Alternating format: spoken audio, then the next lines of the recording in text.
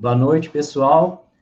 A gente vai começar agora mais uma roda de conversas. Hoje o tema é alterações autoimunes. Lembrando que essa atividade faz parte da disciplina de imunologia do curso de Engenharia de Bioprocesso e Biotecnologia da Universidade Federal Tocantins, campus de Gurupi. Já quero agradecer a presença da Valquíria e do Luiz Flávio. Quero agradecer também o empenho dos nossos alunos que estão na organização do evento de hoje, o Eduardo e o Carlos Henrique. E o meu nome é Luiz da Silveira Neto. Agora passo a palavra, portanto, aos nossos alunos. Boa noite a todos. Muito obrigado pela participação do Luiz Flávio e da Valquíria, assim como a organização do evento pelo professor Luiz. Boa noite a todos, me chamo Carlos. Eu queria agradecer a oportunidade, né, de estar aqui expondo nossos conhecimentos, a tentativa de popularizar a ciência, também aos convidados, né, o Luiz Flávio e a Valquíria. Aí, os convidados podem se apresentar agora, né, falar onde vem, qual a formação.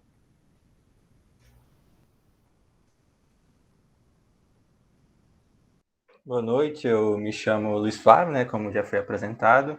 Eu sou graduado em Engenharia de Bioprocesso e Biotecnologia pela Universidade Federal de Gurupi. Tenho 27 anos e agradeço pelo convite. Estamos aí para qualquer pergunta. Vou passar para a Valquíria agora. Boa noite, pessoal. Meu nome é Valquíria, sou acadêmica de medicina, 10º período do internato, aqui da Universidade de Gurupi. E é uma honra estar participando dessa roda de conversa. É um assunto muito interessante e é de extrema importância para levar a informação às pessoas.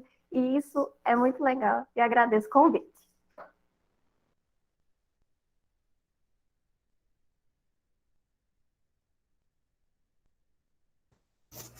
Bom, antes de iniciarmos a explicação exata do que são as doenças autoimunes, eu vou começar introduzindo o tema, né, explicar como que são desencadeadas essas doenças.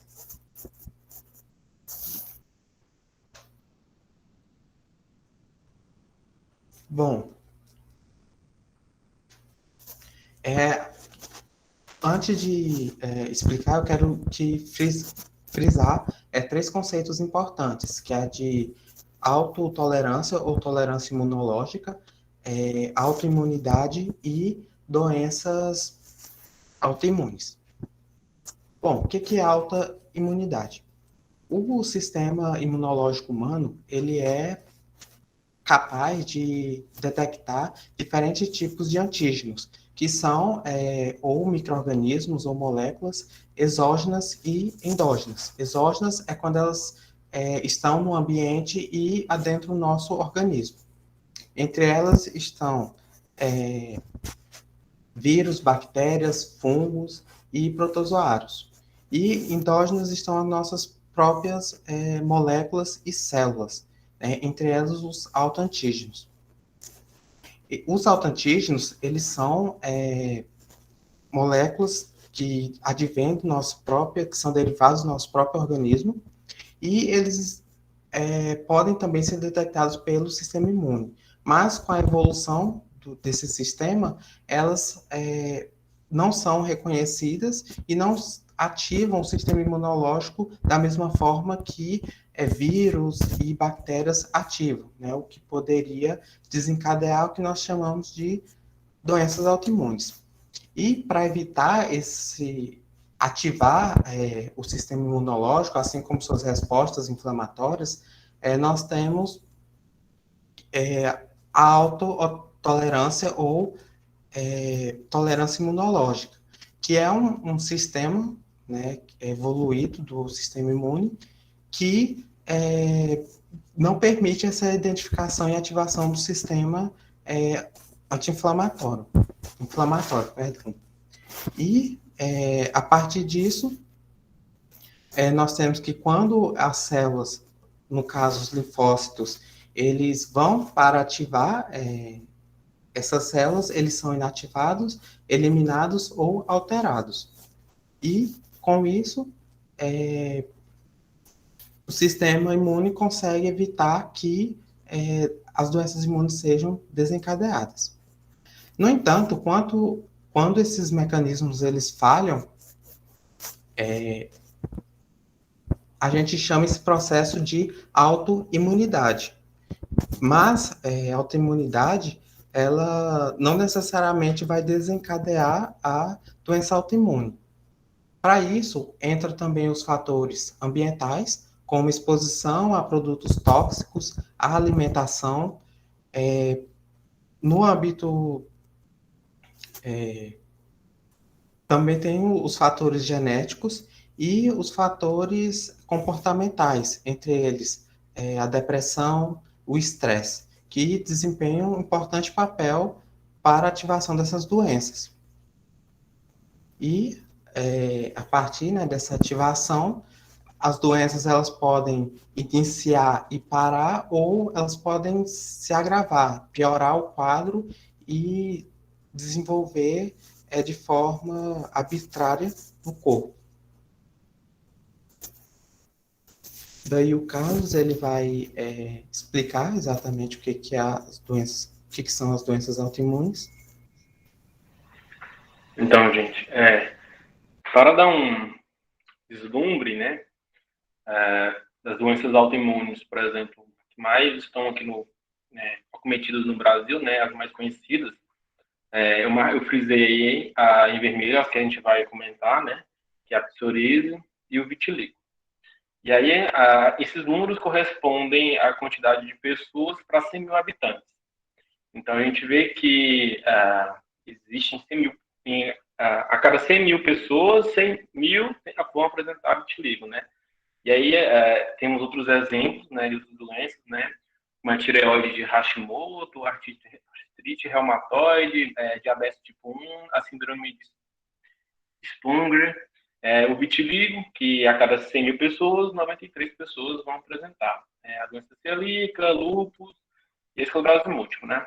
Eu coloquei aí em ordem crescente, decrescente, né? Então a gente vê que dessas, a psoríase é a que acaba mais acometendo as pessoas, né? Mas, enfim, contextualizando, né? O que são essas doenças autoimunes?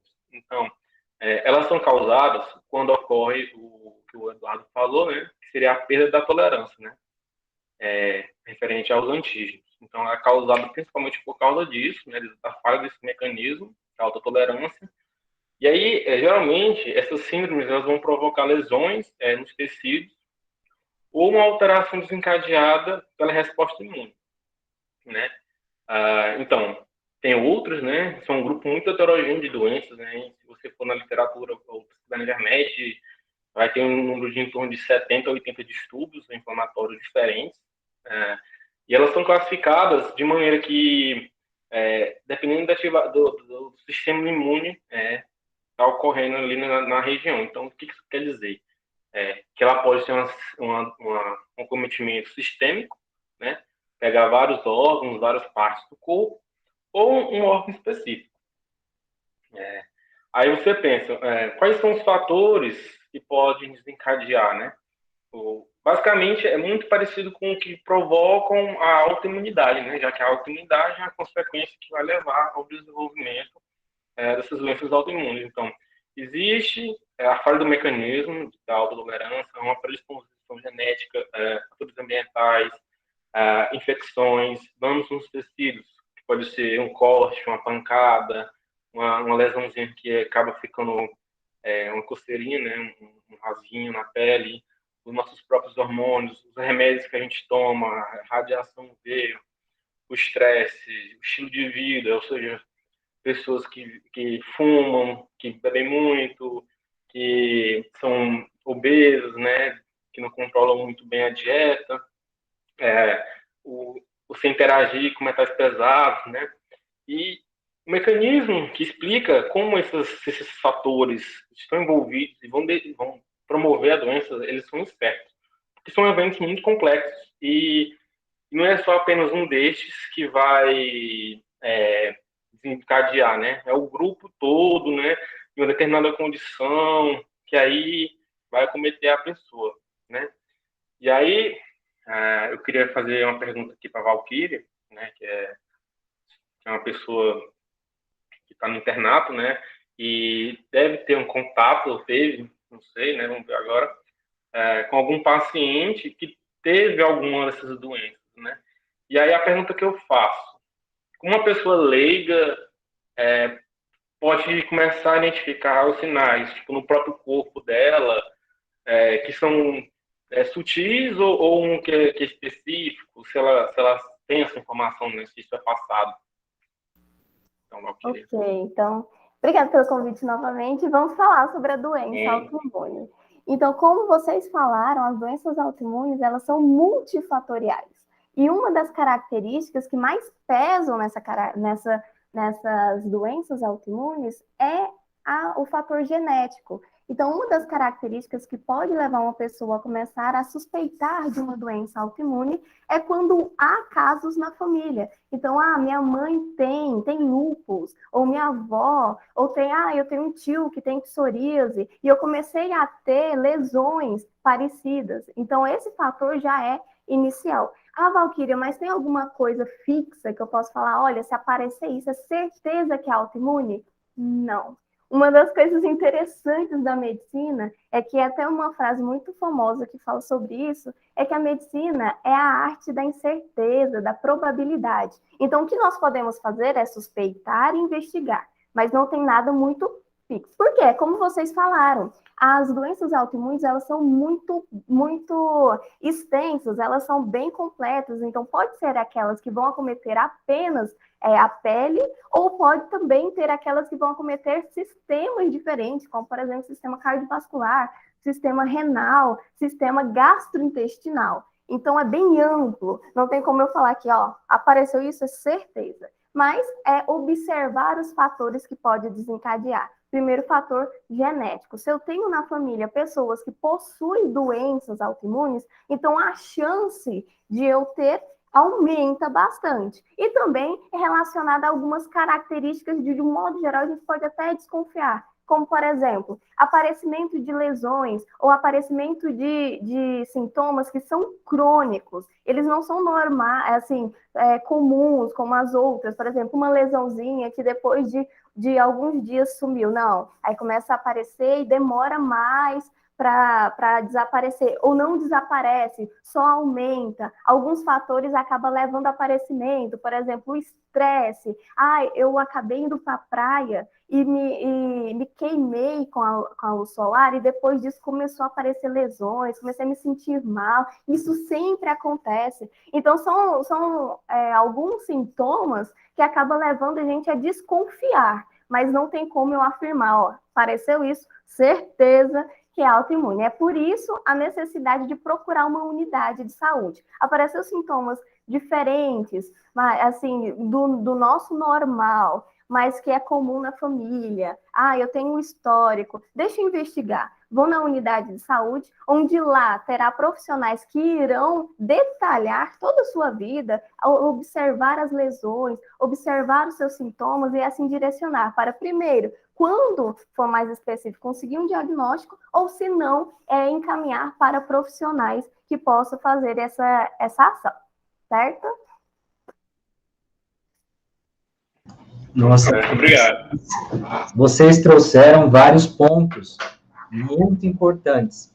Aí eu quero sintetizar um pouquinho a parte da imunidade, né? Porque eu acho essa parte muito bonita do nosso sistema imune. A gente tem os tais dos linfócitos, que são células presentes tanto no nosso sangue como em alguns órgãos. Quais órgãos? Por exemplo, nos linfonodos ou gânglios linfáticos, no baço, medula óssea, enfim, em diversos tecidos, né? E esses linfócitos são produzidos na medula óssea. Portanto, eles são produzidos na medula óssea e formam duas linhagens principais. Uma linhagem a gente chama de linfócitos B. Outra linhagem a gente chama de linfócitos T. Isso de certa forma, vocês já ouviram falar. Só que ao invés de linfócitos B e linfócitos T, vocês ouviram células B e células T. No contexto de pesquisa e desenvolvimento das vacinas contra a Covid. Portanto, às vezes passava no Jornal Nacional ou em algum outro jornal, cientistas estão desenvolvendo uma vacina X e perceberam e concluíram que há um estímulo das células T. Eles estavam se referindo aos linfócitos T, né? Então, ambos esses linfócitos, T e B, são produzidos na medula óssea. E, além dessa produção, eles precisam amadurecer. E esse amadurecimento, os linfócitos B continuam ali na medula óssea e vão amadurecendo até ir para a corrente sanguínea, e os linfócitos T, ainda imaturos, vão sofrer a maturação num órgão que a gente chama de timo, que fica aqui dentro da nossa caixa torácica, né? Eu acho essa área muito bonita pelo seguinte: esses linfócitos, cada um vai ter a capacidade de reconhecer apenas um pedacinho de alguma molécula, que a gente chama de epítopo, tá? Então, por exemplo, eu tenho um linfócito B aqui, ou eu tenho um linfócito T, esse linfócito ele vai ser capaz de identificar, no meio de todo o universo de possibilidades, apenas um pedacinho pequeno. Tá? Tanto o linfócito B quanto o linfócito T. E como é que ocorre esse processo de maturação? É o acaso. Vai ocorrendo pequenas alterações genéticas nessas células, tá? Numa região do DNA que é mais instável, assim. E a gente sabe que no DNA, o DNA é o que codifica as nossas proteínas, né? E esses linfócitos, na membrana plasmática, têm essas proteínas que podem reconhecer ou não alguns epítopos, aquelas pequenas pedacinhos lá. E isso é feito ao acaso. Acabou de ser produzida uma célula agora, um linfócito aqui em mim, e foi ao acaso. O que ele consegue identificar?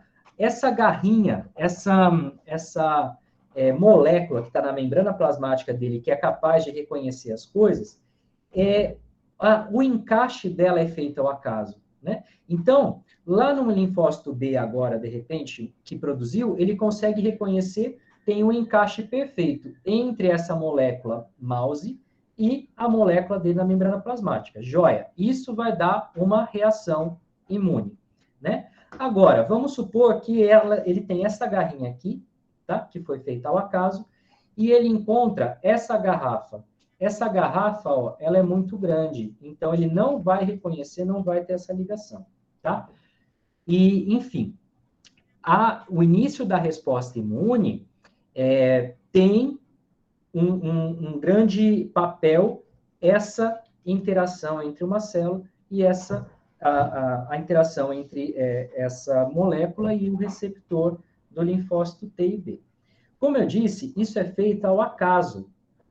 Alterações genéticas feitas lá, a gente não consegue ter um controle de tudo, né?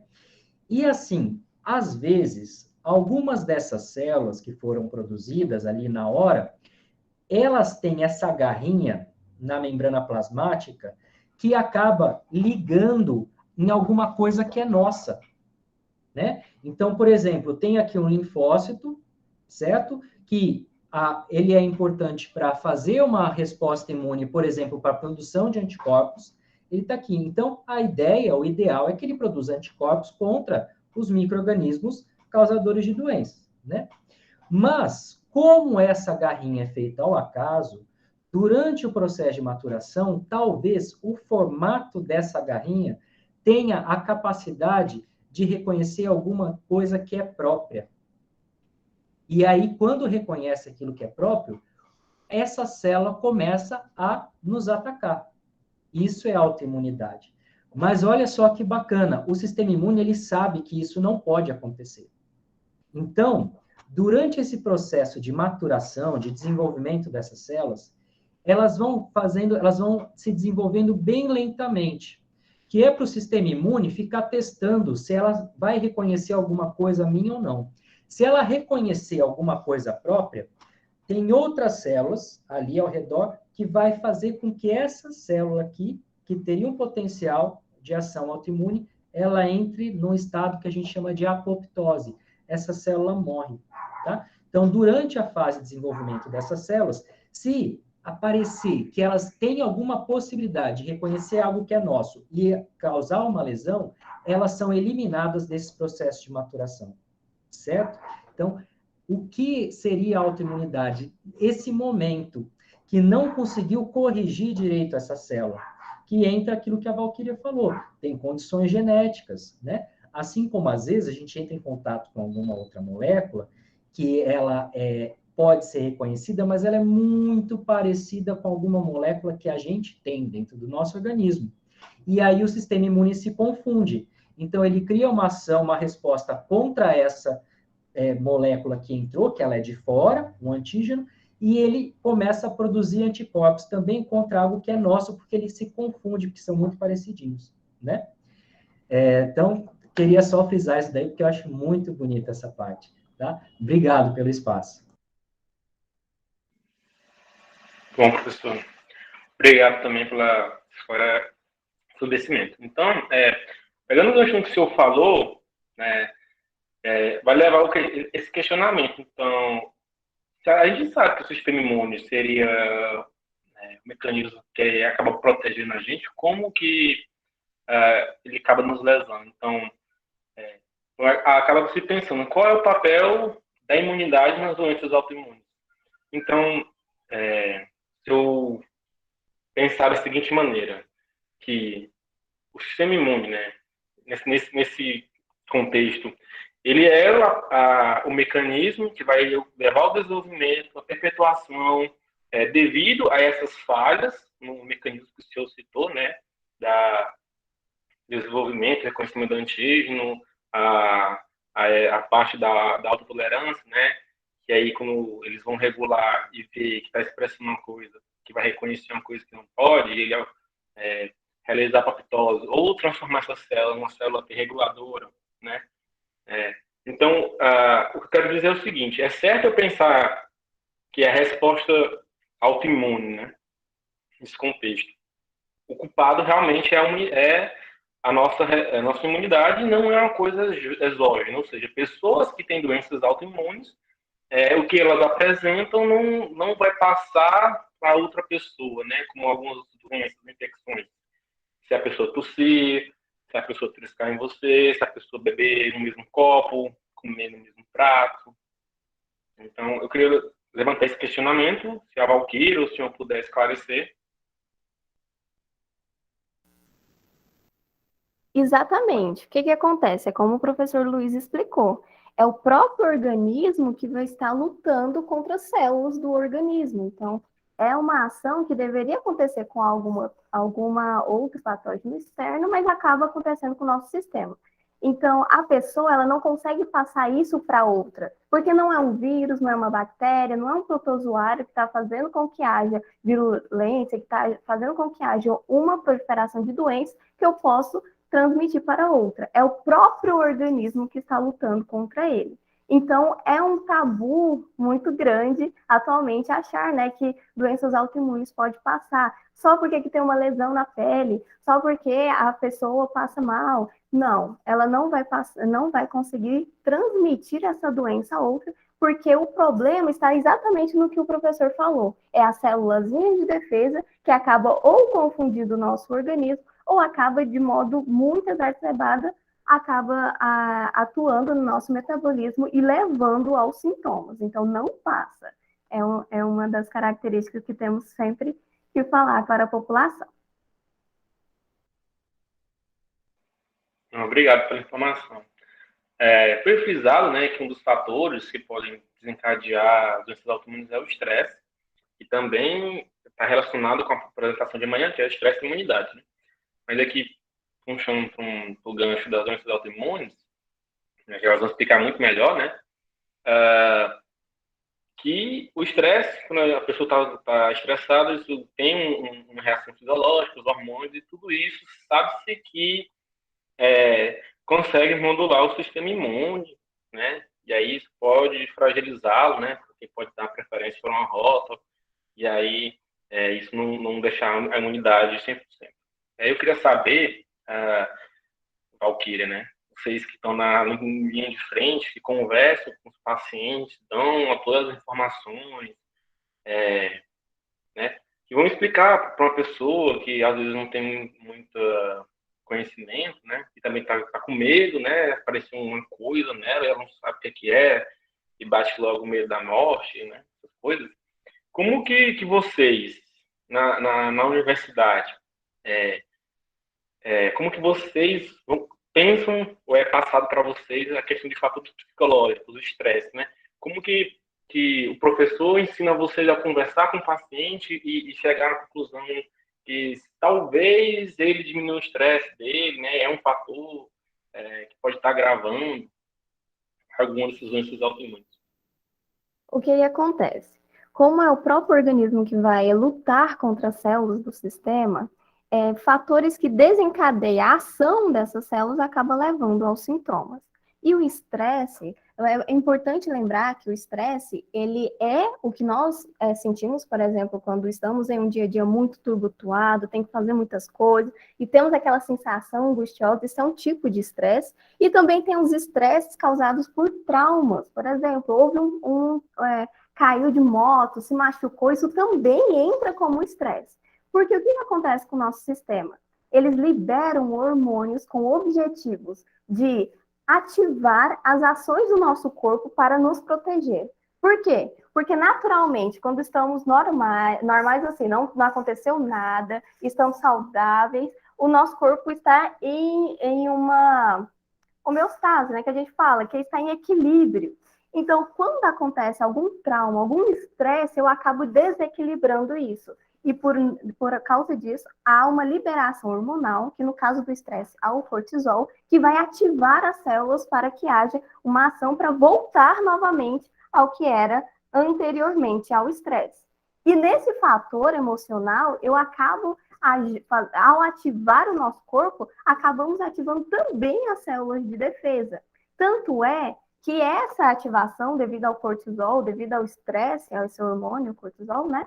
Eles acabam levando ou a uma diminuição da imunidade, deixando a pessoa imunossuprimida, por isso que é muito comum, quando estamos muito estressados, ficarmos doentes. Algumas doenças aparecem quando estamos muito estressados, como oportunistas, mas também ela acaba ativando as células do nosso corpo, e assim, em uma doença autoimune, como essas células vão acabar agindo contra as células do corpo, leva à exacerbação da doença autoimune. Então, por isso que é tão comum acontecer de um estresse, principalmente crônico, ou um estresse muito intenso, levar novamente ao aparecimento dos sintomas da doença autoimune que a pessoa possui, certo? Então, é devido a essa característica. Estresse leva à liberação do cortisol, que é um tipo de hormônio que vai ajudar a ativação das células para levar novamente ao equilíbrio do que era antes o corpo, mas acaba,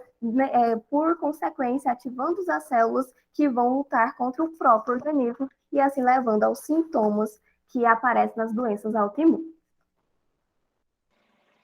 Obrigado, Valquíria. Então, pegando um gancho nessa questão, de trazendo mais para doenças autoimunes, e mais especificamente doenças de pele, que é o que a gente vai falar hoje, como é que é passado para vocês a questão de conversar com o paciente, né, para tentar desmistificar o próprio preconceito, às vezes, que passa da pessoa, né? Por exemplo, que a gente vai falar mais da psoríase, né?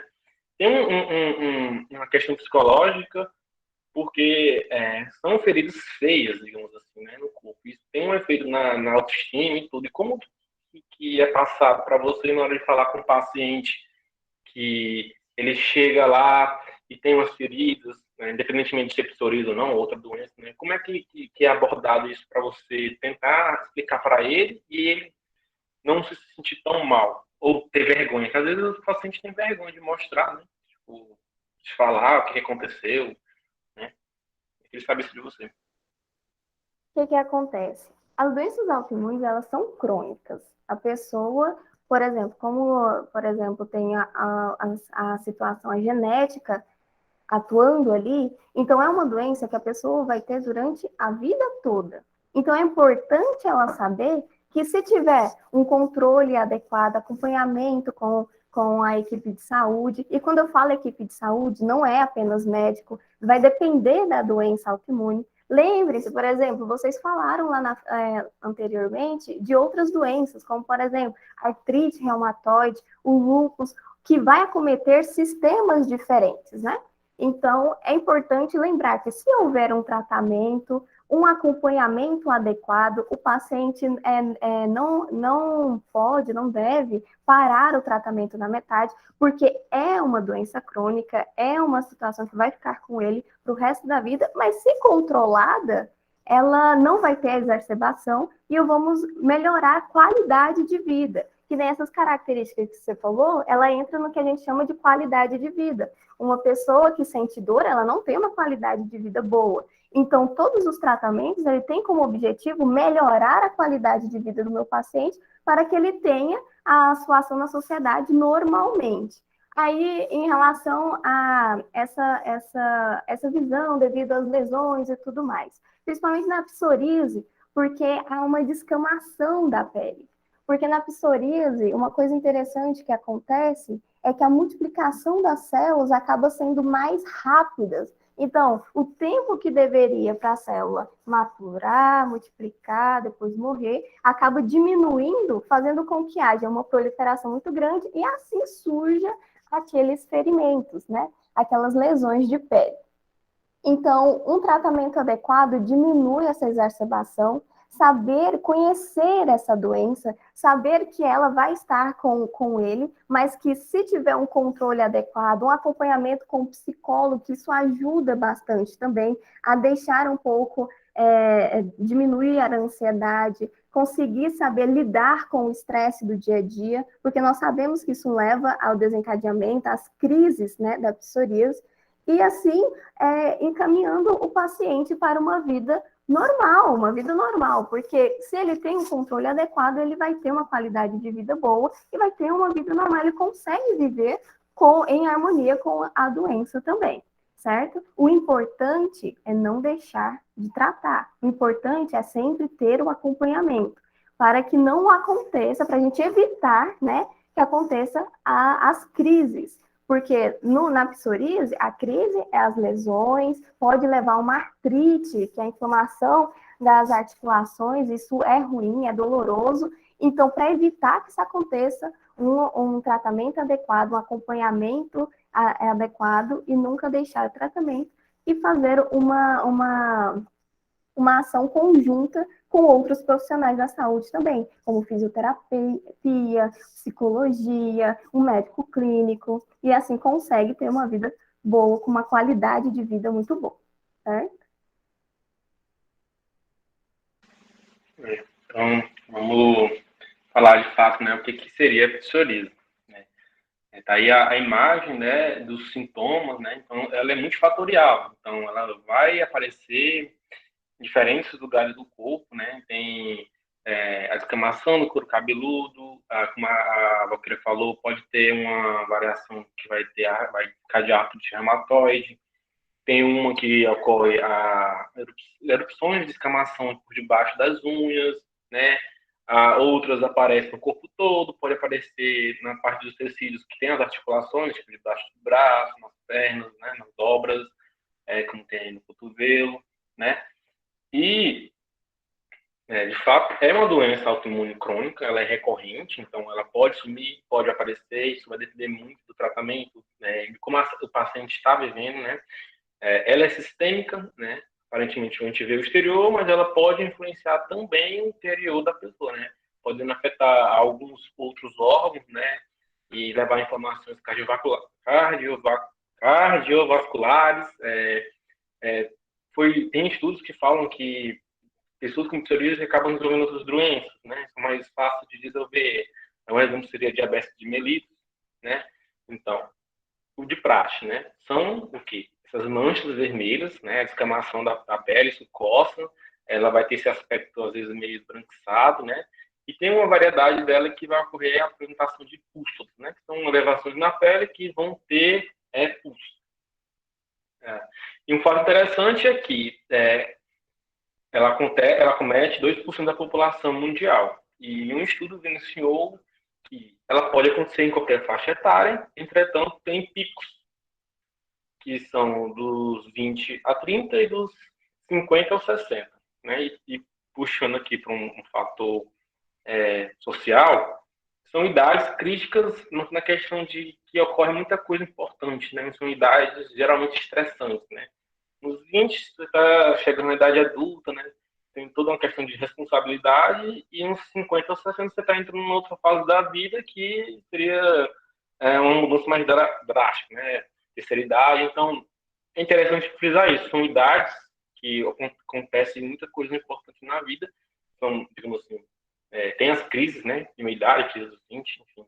Então, para frisar a relação do estresse, no caso específico da psoríase, né? E aí, assim, falando do que é, né, e como ela se desenvolve.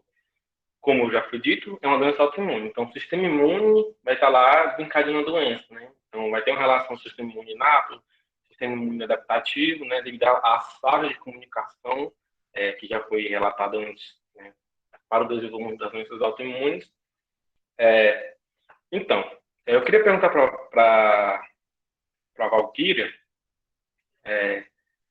se uma questão do desenvolvimento. Como que um paciente, às vezes, pode notar? Assim, claro que o surgimento, às vezes, é um pouco óbvio, mas tem como diferenciar a psoríase de uma outra doença que tem uma questão de ferida na pele? Tem uma característica que pode divergir? Ou só ir ao médico mesmo?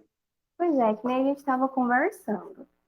Uma das características presentes em doenças autoimunes é que elas são recidivas, elas vão e voltam, tem esses fatores desencadeantes, como o estresse, exposição aos raios UV solar. Então, quando há queimaduras ou até traumas, quando eu falo de traumas, lesões, machucou a pele e acabou levando à formação dessas lesões. E também os fatores ambientais da vida daquele paciente. Então, se na família tem, sim, pessoas que têm outras doenças autoimunes, às vezes não precisa nem ser a própria psoríase, mas tem outras doenças autoimunes, e acaba tendo essas características que a gente estava comentando, retorna, crônico, demora a cicatrizar, ou às vezes não some, só piora. Isso faz com que a gente tenha esse alerta e procure um especialista para o diagnóstico. Porque é importante o diagnóstico com o especialista para conseguir conduzir um tratamento adequado a essa doença. Porque lembre, cada organismo é único. Então, às vezes, o modo com que a psoríase acaba sendo desencadeada no indivíduo é diferente do livro. Então, ela tem que ter uma investigação e, assim, também saber o melhor tratamento possível para aquele paciente. Porque o tratamento, ele vai dividir, né? Eu tenho os sintomas que são mais leves, que aí eu pode usar tratamento tópico, pomada tópica, ou aquelas que vai necessitar de um atendimento sistêmico. E como é uma doença crônica, como é uma doença que precisa de um acompanhamento por longos anos, por toda a vida, para que haja um controle dele, é importante a procura de um especialista, certo? Obrigado, Valquíria, né? Só para frisar, outros fatores, né, de acordo com os estudos. Já foi falado da questão genética, né? Isso está atrelado também a mutação em genes, ou mais de um genes, né? Presença de alelos, como eu já falei, mutantes. A Valquíria falou dos traumas, né? Irritação na pele, cortes, pancadas, infecções, né? O ambiente, né? Radiação UV, como você falou, mas também radioterapias, poluentes tóxicos do ar, né? Então, moléculas que advêm da poluição, né? Compostos orgânicos, voláteis, óxidos, o ozônio, também metais pesados, né? Até mesmo alguns medicamentos, o fato de você tomar uma vacina, o estilo de vida também, né? Então, álcool, tabagismo, obesidade, e também algumas outras doenças. E aí, a pergunta que eu quero fazer agora é relacionada ao tratamento. Você deu falou um pouco das tomadas tópicas, mas eu queria saber mais profundamente. Como é que é o tratamento de uma pessoa com psoríase? Como é que é as medidas? Pois é, o tratamento ele vai ser dividido de acordo com o nível que está as lesões. Então, se eu tenho um nível mais leve, eu posso utilizar medicamentos tópicos. Geralmente, vamos lembrar que é uma ação autoimune. Então, o que eu tenho que fazer naqueles locais onde eu estou tendo uma proliferação muito grande dessas células para diminuir a sua proliferação? Usar um medicamento que diminua um pouco dessa ação autoimune que ela tem. Então, eu vou utilizar esses medicamentos, pode ser tópico, que assim vai fazer com que naquele local limitado ali da lesão, eu consiga diminuir a proliferação e a escamação, mas também posso usar tratamentos sistêmicos, que é quando eu utilizo comprimido, né, injeções, imunomoduladores, que vão auxiliar o nosso corpo a combater essas célulazinhas que estão combatendo o próprio organismo. Então, eu vou ter essa ação também para evitar que ela progrida. É uma das características do tratamento. O que nós queremos? Evitar que as lesões progridam, se possível, regredir e fazer com que haja uma profilaxia, para que não aconteça novamente. Aí tem os tratamentos sistêmicos, tem os tratamentos biológicos também, que são os remédios mais atuais existentes, que acaba usando no nosso organismo para conseguir controlar a ação dessas células nas células humanas, certo? Aí a classe e a dosagem, ela vai ser de acordo com o nível, com a classificação do grupo daquele paciente, como é que está sendo a exacerbação ou a ação daquela doença, certo? Deixa eu só fazer um... Obrigado, Valquíria. Deixa eu só fazer um gancho. Na fala do Carlos Henrique, ele citou a doença autoimune e vacinação, né? Mas, devido a essa situação pandêmica, essas discussões a respeito de vacinar ou não vacinar, precisamos deixar aqui algo muito claro, tá? Vacina pode induzir a doenças autoimunes? Isso é raríssimo, raríssimo. A gente consegue contar nos dedos as vezes que isso aconteceu, tá? Outra coisa, aproveitando também, já falaram que a vacina da Moderna e a vacina da Pfizer causa autoimunidade. Não causa. Por enquanto, não foi relatado absolutamente nada a respeito disso, tá? Eu acho muito importante a gente deixar isso claro. Então, gente, quando uma vacina ela vai para o mercado e ela é aplicada na população, a indústria farmacêutica tem que comprovar que não vacinar é mais perigoso do que vacinar, tá? Basta vocês pensarem a respeito do número de pessoas que morreu por Covid no convívio de vocês, né? Eu acho que hoje toda família conhece pelo menos alguém que morreu por Covid, mas nenhuma família conhece alguém que morreu por uma reação à vacina. Aliás, tem, tá? A gente não pode dizer que não tem, mas é tão raro que dificilmente a gente vai conversar com alguém e falar, olha, o meu vizinho morreu disso, ou o meu sobrinho morreu disso. É muito mais fácil a gente conhecer pessoas que tiveram membros da família que morreram devido à Covid, tá? Então, acho muito importante a gente esclarecer isso. Pode induzir autoimunidade? Pode, mas é extremamente raro, tá? Não vacinar contra a Covid é muito mais perigoso do que você vacinar, tá joia? Obrigado.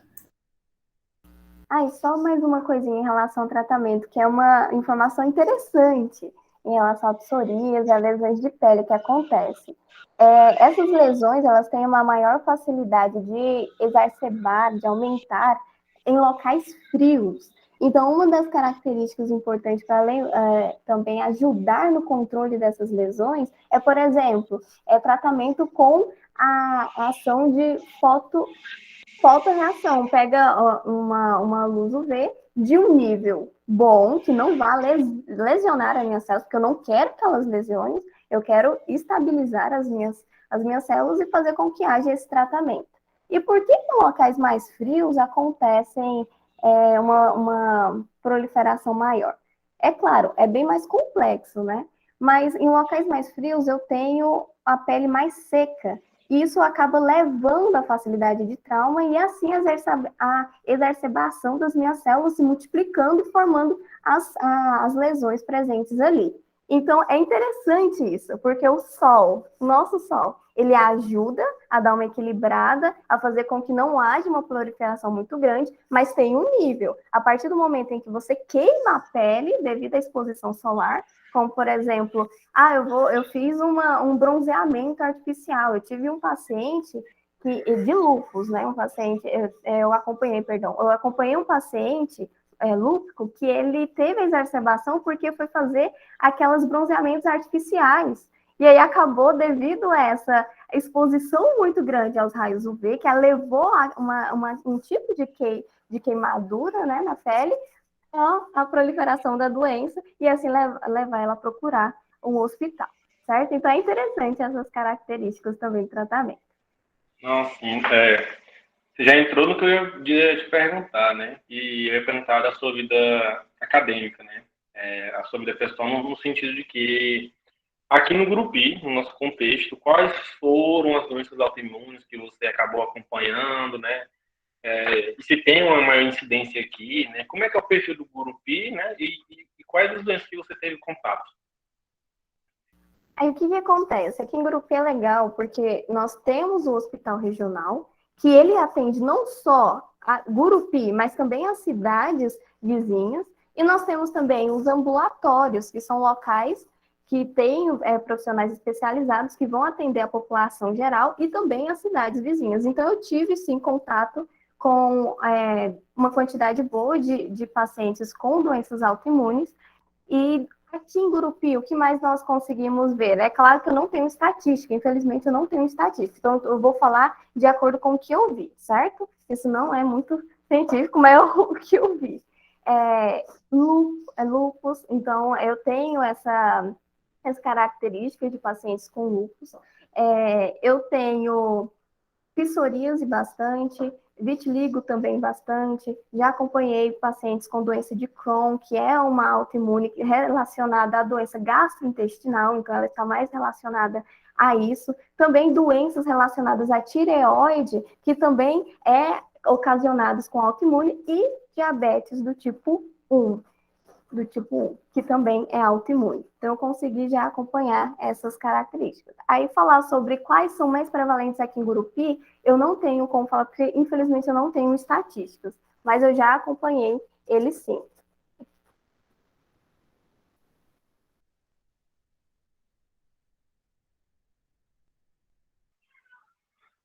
Então, o procedimento agora que o Eduardo, né? Ele vai contextualizar a parte do vitiligo.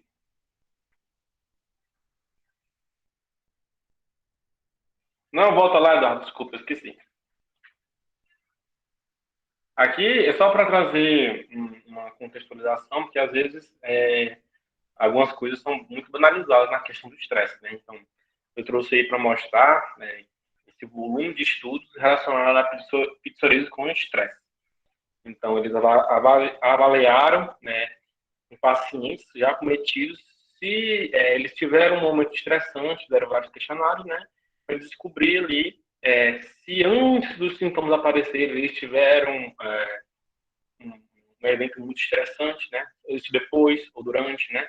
E aí tem muita literatura, né, se alguém ficar interessado, pode entrar em contato com a gente e para disponibilizar o artigo que a gente disponibiliza, mas falando de uma forma mais superficial, né, boa parte dos artigos eles veem que o estresse, independente deles ser um estresse positivo ou negativo, né, que as meninas da manhã vão explicar, porque tem uma diferença, né, e com qualquer evento estressante, mesmo que possa ser positivo, por exemplo, sei lá, parto, o negativo, o estresse no trabalho. Desencadeou nessas pessoas, boa parte delas, a adquirir, né? Provavelmente elas são predispostas, mas isso encadeou a elas a desenvolvimento. E outros estudos também que estão aí, eles avaliaram o estresse durante a doença, né? Para identificar se isso leva a um agravamento ou não. Então, foi identificado que eles fizeram um grupo controle, né? Pacientes que tiveram acompanhamento psicológico e pacientes que não tiveram. Pacientes que tiveram acompanhamento psicológico, né, teve essa questão do estresse, ansiedade tratada, e outros que não tiveram. E eles perceberam que os pacientes que não tiveram nenhum tratamento, nenhum apoio psicológico, eles tomaram um remédio, né, para o tratamento. Eles tiveram um tempo muito maior, né, de cicatrização, enfim, da diminuição da ferida, né, do que os que tiveram o controle, tiveram, aliás, um apoio psicológico, né? Então, só para frisar que, às vezes, o que a gente pode achar que é banal, não é tão banal assim, tem um efeito visível e drástico no desenvolvimento de uma doença, né? Então, agora sim, Eduardo pode dar início, né, falando do vitiligo. Obrigado.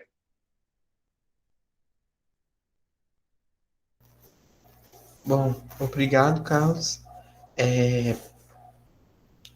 O vitiligo.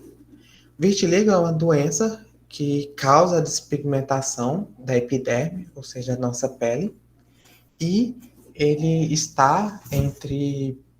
atinge entre 0,2 a 2% da população mundial, nas idades principais de 10 a 30 anos.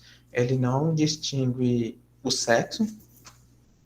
E essa doença, ela é muito, né, é uma das doenças mais importantes, em que um dos principais fatores envolvidos e hipóteses existentes, né, para a ocorrência dela é o estresse oxidativo, né, envolvido com a autoimunidade.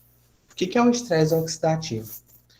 As nossas células, elas necessitam do oxigênio, né, dos seus processos biológicos, só que esse oxigênio ele precisa percorrer um determinado caminho para ele reagir com o sistema bioquímico das nossas células.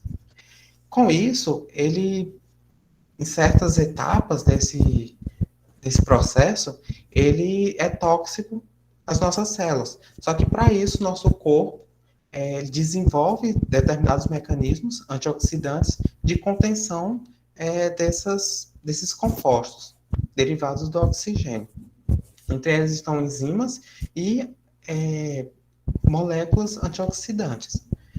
Na doença do vitiligo, esses compostos eles abaixam de forma acentuada, eles têm uma redução muito brusca, e essa redução ela pode ser favorecida ainda mais pelos fatores genéticos. Entre eles estão os genes polimorfismo, que são vários genes envolvidos com a ativação dessas espécies reativas de oxigênio, fazendo com que o corpo ele não consiga segurar o avanço da doença. Com isso, os melanócitos, que são as células responsáveis pela produção do pigmento melanina, que dá cor à pele, são transformados em autoantígenos, ou seja, células normais no nosso tecido são convertidas em autoantígenos por forma de apoptose, que é a destruição, né, total da célula, que vai liberar fragmentos. Como explicado anteriormente, o corpo, o sistema imune, ele já é treinado para não detectar esses fragmentos. No entanto, ele acaba detectando. E uma das características, né, das doenças autoimunes é o estado progressivo da inflamação, ou seja, esses fragmentos eles são detectados de forma contínua, não há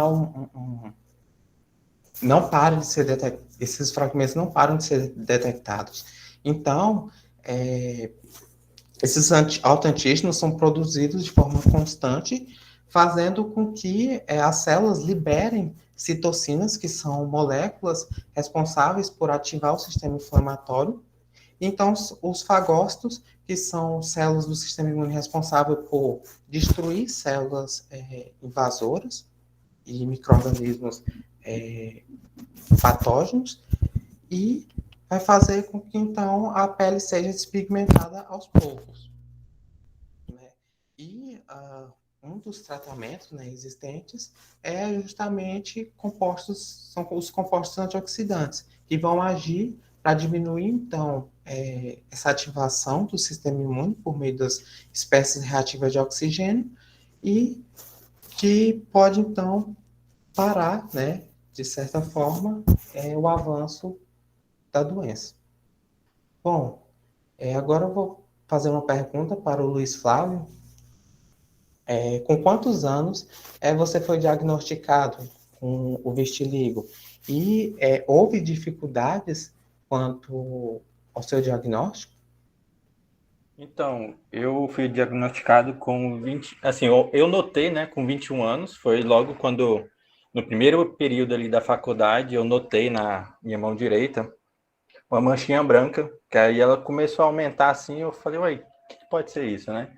Aí eu fui até uma unidade de saúde e lá na primeira consulta, o médico, quando ele olhou, ele falou, ó, eu acho que pode ser vitiligo, mas vou te passar para uma dermatologista, né? Aí foi quando eu passei para outra, foi uma médica que me atendeu, aí ela falou realmente era vitiligo, aí a partir dali a gente começou a tentar fazer um tratamento. Tinha algum outro sintoma associado a... Então, apenas a descoloração. Não tem dor, não descama, não coça. É só a descoloração mesmo da pele. É isso. Nunca, assim, tem fatores externos. Se eu ficar no sol, por exemplo, vai queimar muito facilmente, vai coçar depois, porque aí já é outro fator, né? Mas em questão apenas do vitiligo, quando começou a aparecer, não tem dor, não tem descamação, não tem nada nesse sentido. Quando você diagnosticou, você estava passando por algum processo de estresse ou você sentiu algum estresse ao descobrir? Então, eu acredito que foi devido à minha ansiedade, porque eu sou bastante ansioso. E logo que eu entrei na faculdade, né, ali a partir do primeiro período, quando acabou, eu vi, né, essa descoloração. Acredito que foi devido à minha ansiedade e não foi algo hereditário, porque na minha família não tem ninguém com doença autoimune. Eu acredito que no meu caso seja predisposição genética, né, que acabou desencadeando isso. Eu acredito que seja mais a ansiedade mesmo. Em questão assim de aceitação, vamos dizer, no início eu pensei que poderia ser algo que poderia me prejudicar a saúde interna, né? Mas pensando pelo lado estético, você começa a pensar, será que vai ter alguma discriminação? Será que as pessoas vão me olhar diferente? No início eu pensei nesse sentido, mas logo que, com o passar do tempo, eu meio que aceitei e falei que não tinha mais...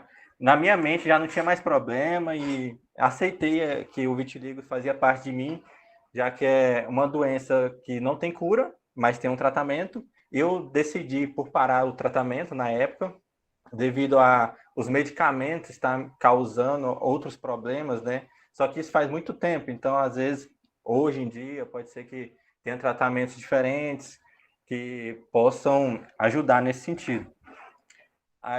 Mas é isso mesmo. Quais assim foram os, vamos dizer assim, mitos, preconceitos, dúvidas que as pessoas tinham quanto ao vitiligo? Assim, às vezes as pessoas podem pensar que é contagioso, né? Que eu acho que é o maior mito, o maior tabu, que realmente o vitiligo é uma doença autoimune, então é seu própria defesa do corpo combatendo suas células, então não tem nada a ver, não tem como transmitir. Então acho que esse é o maior mito.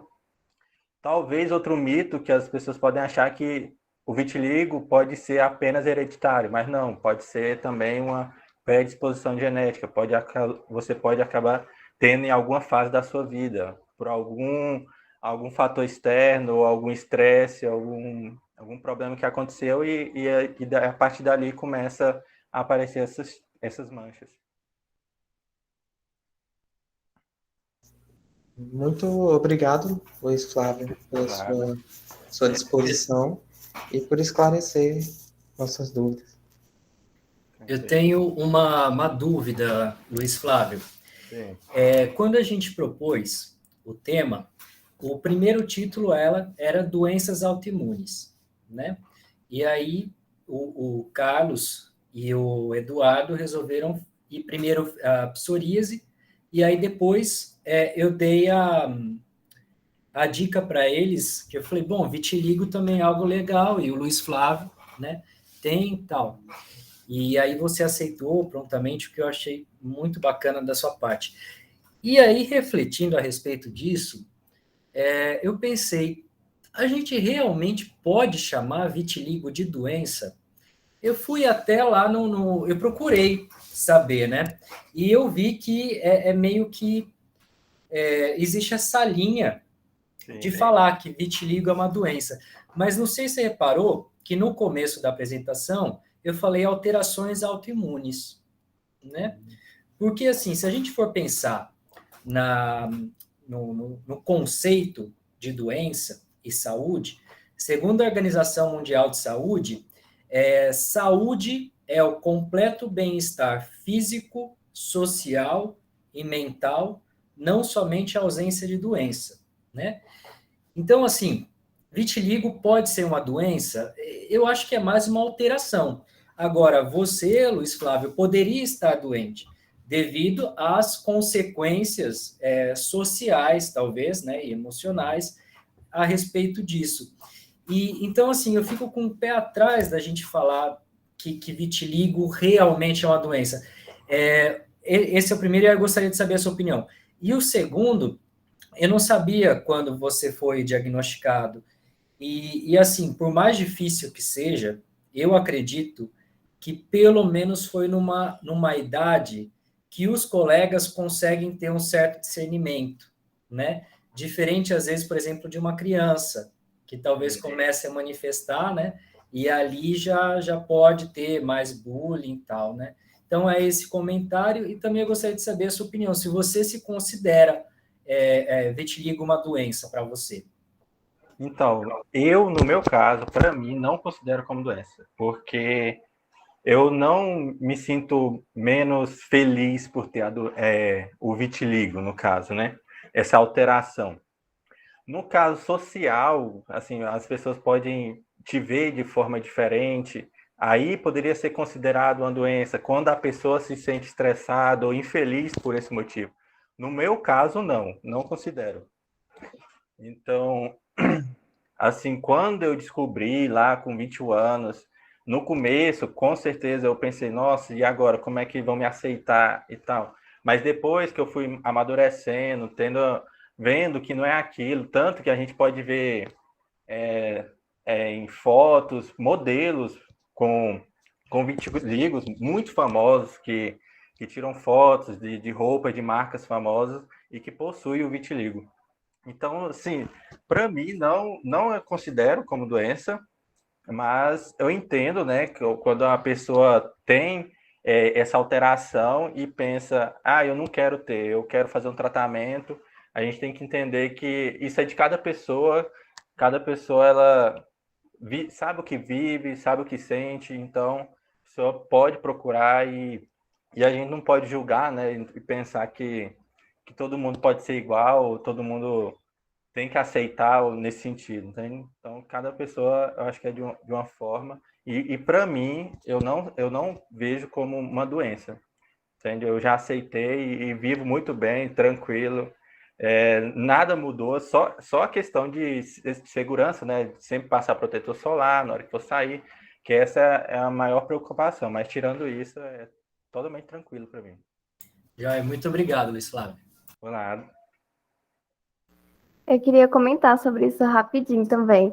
E realmente, no caso do Luiz, não seria considerado uma doença. Porque o que seria uma doença? A doença seria uma alteração relacionada à saúde, tanto física quanto mental. E no caso dele, não teve nenhuma alteração relacionada ao mental também, né? Mas aí, como tem essas alterações de células que podem ser visíveis, acaba colocando no grupo de doenças também. E outra coisa interessante que ele falou e que realmente é muito importante lembrar desta doença, do vitiligo.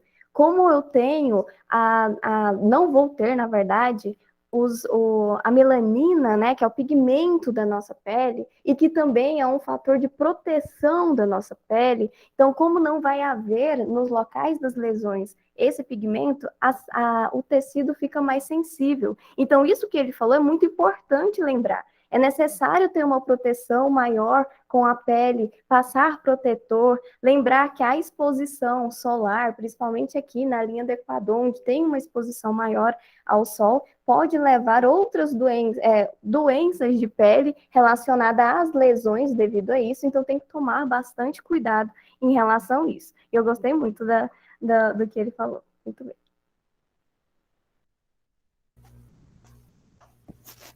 Muito obrigado, Valquíria e Luiz Flávio, né, pelo esclarecimento. Realmente, né, acho que o modo de tratamento ele influencia, né, principalmente no seu caso. Valquíria, você já teve contato, né, com esse distúrbio. Como isso foi passado assim na faculdade? E como foi principalmente assim, quais foram as orientações que você recebeu para nortear os seus pacientes? É importante lembrar do tratamento, né? E que nem o Luiz falou também, que realmente é um assunto importante. Muitas pessoas param o tratamento porque ao tomar um corticoide, usar corticoide, ou levar a outros usos de medicamentos, eles podem levar a mal-estar, uma sensação ruim, e isso leva muitos pacientes a parar o tratamento também. No caso do vitiligo, o que vai acontecer? As lesões vão aumentar, né? E aí tem que, se a gente não conseguir, por meio do tratamento, qual que é o objetivo do tratamento? Parar o aumento das lesões, né? Eu quero estabilizar ali para que não continue os locais das lesões e também tentar regredir, fazer com que volte um pouquinho para que há novamente a pigmentação, né? A melanina comece novamente a ser produzida para a proteção da pele. Aí, no caso, como não tem, no caso do Luiz, não está usando para regredir, para estabilizar, o importante é cuidar da pele. Porque, como eu havia comentado, como não tem essa proteção, pode acabar sendo exposto e ter uma predisposição maior a doenças de pele, como até, por exemplo, câncer de pele, que pessoas que têm poucas melaninas pode também estar pode estar exposto a essa condição também. Certo? Aqui em Gurupi, geralmente, nós acompanhamos esses pacientes na UBS, porque o que acontece? A área da saúde, ela divide, né, o SUS, a Unidade de Saúde Unificada, o Sistema de Saúde Unificado.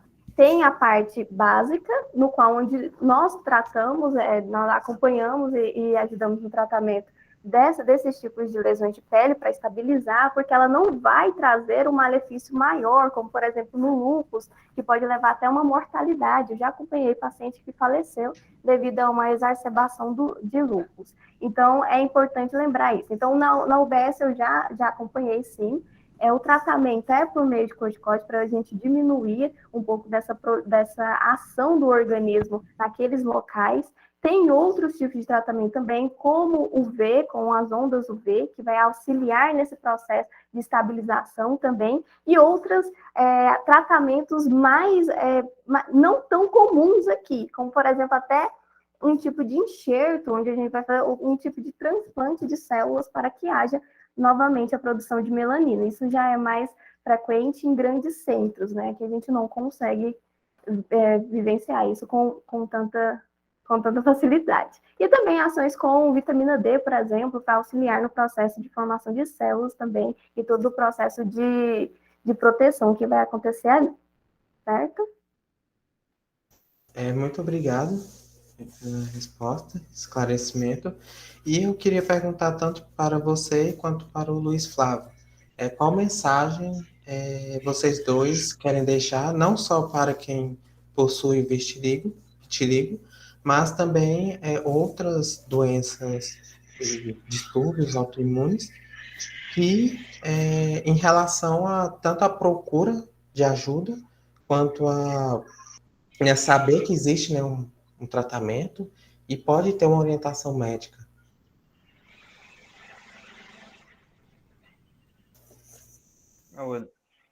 Parte de uma pessoa que tem o vitiligo, né? Assim, vai depender de cada pessoa, mas por experiência própria, eu indico procurar um médico para você te acompanhar, né? Às vezes, dependendo da doença, pode aumentar e você se prejudicar a sua saúde por causa disso. Então, sempre procurar um médico. E em questão do vitiligo, aí depende de cada pessoa. Você pode aceitar e conviver com aquilo, mas sempre protegendo sua pele, sempre usando protetor. Mas nesse sentido mesmo. Passando a Valquíria. Bem, em relação às doenças autoimunes, né? É importante um acompanhamento especializado para avaliar o seu estágio, para encontrar um meio de estabilizar ou até regredir. É que nem eu comentei algumas vezes, existe doenças autoimunes e doenças autoimunes. Tem aquelas onde os sintomas vão estar restritos ali à pele, por exemplo, o vitiligo, mas também aquelas que são sistêmicas, que podem levar a alterações cardiovasculares, a alterações renais, e que é triste ver um paciente chegar com a sua exacerbação, porque a gente não conhece, não sabe o porquê que aconteceu. E por isso que é tão importante passar essa informação de procurar uma unidade de saúde para controlar, para acompanhar, para evitar a exacerbação. Porque realmente é bem triste a gente pegar um paciente novo, porque doenças autoimunes, elas vão aparecer na segunda década de vida, como você estava falando, então são pacientes muito novos, e ver eles falecerem por causa disso é muito triste mesmo. Então, é importante, assim que encontrar alguma lesão, alguma coisa que é suspeita, procurar uma unidade de saúde para ter um controle, para ter um acompanhamento, para conseguir fazer com que a qualidade de vida seja boa e consiga viver tranquilo com a doença autoimune, certo? Então, antes de encerrar, né, eu fiquei curioso a respeito do vitiligo. Não sei se existe alguma coisa nesse sentido. Se a etnia, né, o tom da pele da pessoa, digamos assim, que nem está na foto aí, né, tem vários tons diferentes e todas com vitiligo. Uma pessoa com a pele mais escura, ela tem uma sensibilidade maior quando ela está com vitiligo do que a pessoa com a pele mais clara? Existe essa relação ou todo mundo está no mesmo barco?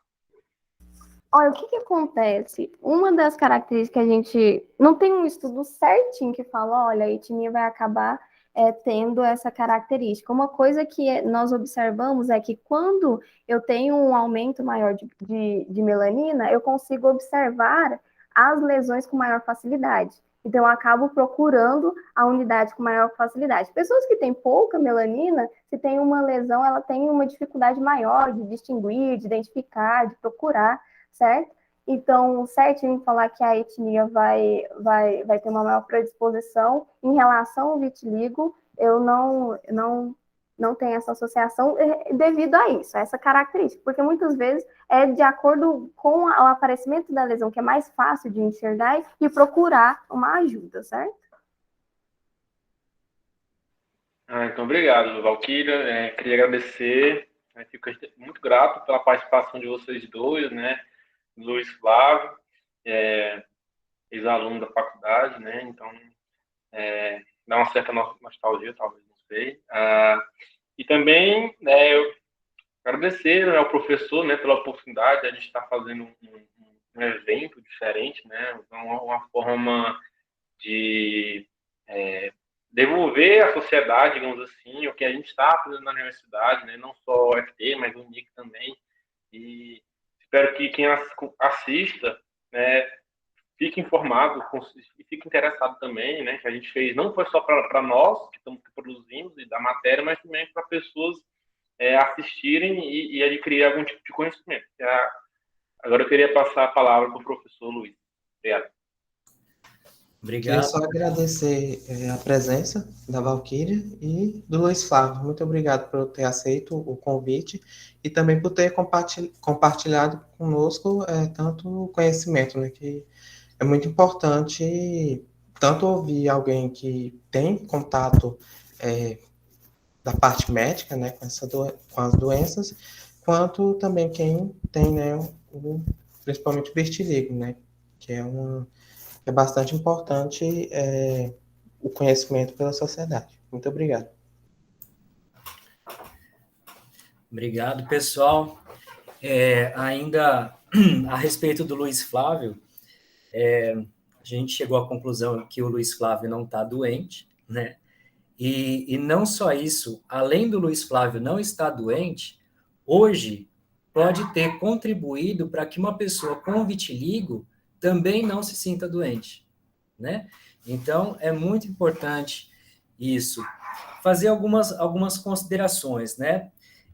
Nesse encontro, a gente percebeu o quão complexo é o nosso sistema imune, certo?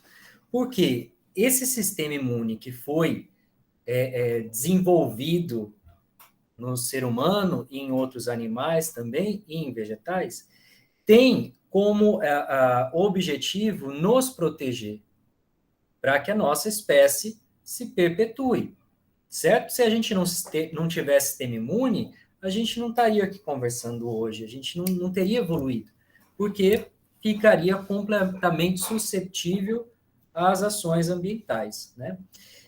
Entretanto, devido à sua complexidade, às vezes há esse processo de autoimunidade. Então, olha só que complexo. Aquilo que era para nos proteger passa a nos atacar, devido a condições genéticas e também ambientais, a soma de tudo isso, né? Então, eu vejo que é um assunto extremamente complexo, mas eu acho extremamente interessante também a gente descobrir como é que ocorre isso, porque cada doença tem aquele seu mecanismo específico, e a gente conhecendo como é que é esse mecanismo, pode conseguir manipular de forma a evitar que isso aconteça, ou bloquear, impedir que isso evolua, ou até tratar a ponto de haver essa remissão, né? Então, um dos motivos para eu ser apaixonado por imunologia é justamente esse. Outro ponto importante para a gente esclarecer é que as doenças, tirando o vitiligo, que é visual e é muito característico, outras doenças autoimunes, elas já têm uma dificuldade maior de ser diagnosticada precocemente, né? Primeiro, vocês viram lá naquele primeiro slide a taxa de incidência, né? O número daquelas doenças, de casos em relação a cada 100 mil pessoas. E, às vezes, num pronto atendimento, dependendo da cidade, assim, passam dezenas de pacientes por aquele médico, né? E é difícil você ter o tempo que seja para refletir e ter um raciocínio clínico de forma que você já direcione para doenças autoimunes, né? Por exemplo, no início da doença celíaca, né, ou da doença de Crohn também acontece a mesma coisa, os primeiros sinais seriam estufamento, né, gases, diarreia, dor abdominal, e por aí, o comecinho vai ser em torno disso, né? Quantas vezes a gente não teve gases, diarreia e dor abdominal, né? Então, é difícil. E, às vezes, gente, não é nem falha do médico. Tem essa tendência a culpar alguém, porque alguém tem que ser culpado, né? Então, culpa a Deus, não vai culpar, né? Aí ou culpa Satanás ou culpa o médico. Não tem muitas opções, né? Mas, infelizmente, gente, acontece isso, né? O diagnóstico ele acaba sendo um pouquinho mais tardio, porque inicialmente a gente não vai desconfiar de uma doença autoimune, não é, Valquíria? Então, esse processo ele é um pouquinho lento, porque o nosso sistema funciona assim, certo?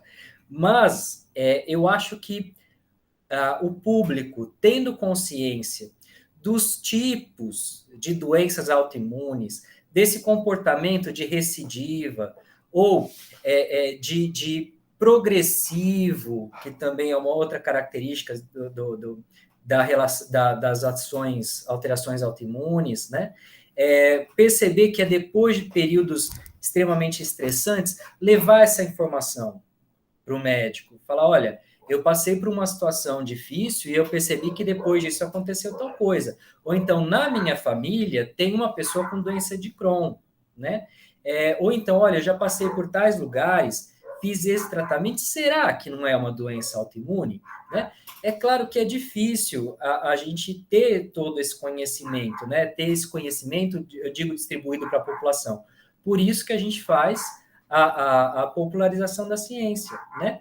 Mas eu acho que dá para ter uma parceria entre o paciente e o médico, e o paciente perguntar, será que eu não tenho tal coisa? Né? E dar todos os elementos ali que talvez sugiram que você tenha realmente uma doença autoimune, ou talvez não, né?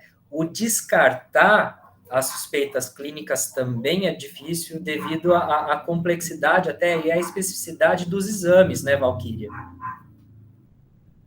Eu queria até depois falar um pouquinho sobre isso também, em relação a essa procura com a unidade de saúde. Porque que acontece? No Sistema Único de Saúde, né, no SUS, nós temos as UBSs, que é a Unidade Básica de Saúde, que é os postinhos onde a gente vacina, temos as UPAs, os hospitais e os ambulatórios, que aqui em Gurupi tem os ambulatórios também. Uma coisa que é importante, a UBS é o direito de todo mundo. Cada área, por exemplo, aqui eu moro na Nova Fronteira, eu tenho um postinho que é da minha área. Então, na teoria, era para todas as pessoas que moram nessa área ter um acompanhamento com o médico do postinho.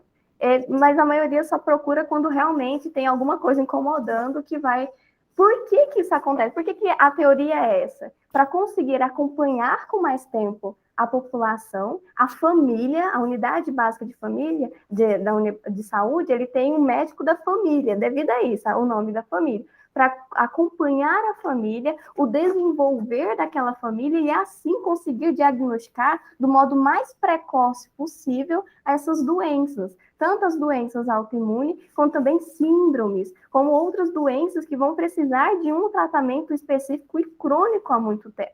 Uma das coisas que, infelizmente, a gente vê é que as pessoas não procuram.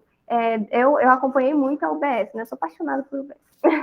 Acompanhei muito a UBS, e depois a UPA, e depois o hospital. E uma coisa que a gente observa demais é que as pessoas procuram já direto a UPA, com coisas que poderiam ser resolvidas na UBS com muito mais tempo, com muito mais, podendo pedir exames, com mais detalhes, e vai na UPA porque quer um atendimento mais rápido e acaba pegando o lugar daqueles pacientes que deveriam estar na UPA, que é urgência e emergência, e acaba virando a bola, e acaba tendo, e leva o que o senhor falou, que é muitos pacientes que a gente tem que atender, que os médicos têm que atender, e a gente acompanha, né, tem que atender em pouco tempo e não consegue dar a atenção devida. E por isso que tem essa ação, que é importante levar à população, porque muitos não conhecem. Eu conheço pessoas que só vão no postinho para vacinar e depois nunca mais na vida. Não sabe nem qual que é o postinho que é do setor, não sabe nem quem é o médico. Então, é interessante. É muito interessante lembrar disso também, devido a essa característica da prevenção. Porque na medicina, a prevenção ela é a mais importante de tudo, porque a partir do momento em que você pega, lá no iniciozinho, você consegue acompanhar e evitar que aquela doença ou aquela situação leve à procura de um hospital, por exemplo, que é quando a situação está gravíssima e que precisa agir o mais rápido possível para salvar uma vida. E é importante ver isso. E nós da área da saúde que vemos realmente, conseguimos enxergar que pegamos pacientes que a gente sabe que se tivesse ido lá antes do início, tido esse tempinho para ir lá, marcar o horário e fazer esse acompanhamento, não estaria lá no hospital, numa sala vermelha, numa UTI, que é muito triste. Só quem... É muito triste mesmo. Eu te entendo perfeitamente. Você citou o médico da família, então, em Gurupi tem o ESF, né, Estratégia Saúde da Família, e tem o NASF também, Núcleo de Apoio à Saúde da Família. Na teoria, não estou criticando o serviço de saúde de Gurupi, mesmo porque eu não conheço para poder criticar, mas eu vejo que em muitos lugares existe essa dificuldade de colocar em prática aquilo que está no papel, né? Tanto é que o Sistema Único de Saúde, ele é um modelo mundial. Se a gente conseguisse concretizar tudo aquilo que está escrito, o Brasil seria um país, assim, de ponta. É um exemplo mundial, né? Exato. A teoria é um exemplo mundial. Sim, é lindo. Né? E é verdade, gente. É isso mesmo. O Brasil, ele é um modelo teórico de Sistema Único de Saúde, né? O problema está na execução disso, certo? Então, eu acho até, Valquíria, que talvez fazer algum projeto de extensão, já me ofereço para isso também, de divulgação do papel do ESF e do NASF também, porque eu vejo que aí há uma falta de conhecimento da população também. A população não sabe os seus direitos do SUS. Por exemplo, se, para quem estiver assistindo, pode achar esquisito, para vocês que estão aqui também, para a Valquíria não, porque ela já sabe, o prontuário que a gente tem lá no pronto atendimento, ou a gente foi internado, está no hospital, o prontuário, ele não é do hospital. O prontuário é do paciente, né? Então, o que você pode pedir? Olha, eu quero que você tire uma cópia do meu prontuário, porque eu quero levar em tal lugar. Por quê? Não gostou do nosso serviço? Não entra, não é isso. Eu quero, de repente, uma outra opinião. Ou então eu quero guardar lá, porque algum dia que eu for no médico, eu quero levar para ele me conhecer melhor, né? Então, gente, até isso, o prontuário lá do hospital é seu, né? É um direito do paciente. Exato. Exatamente.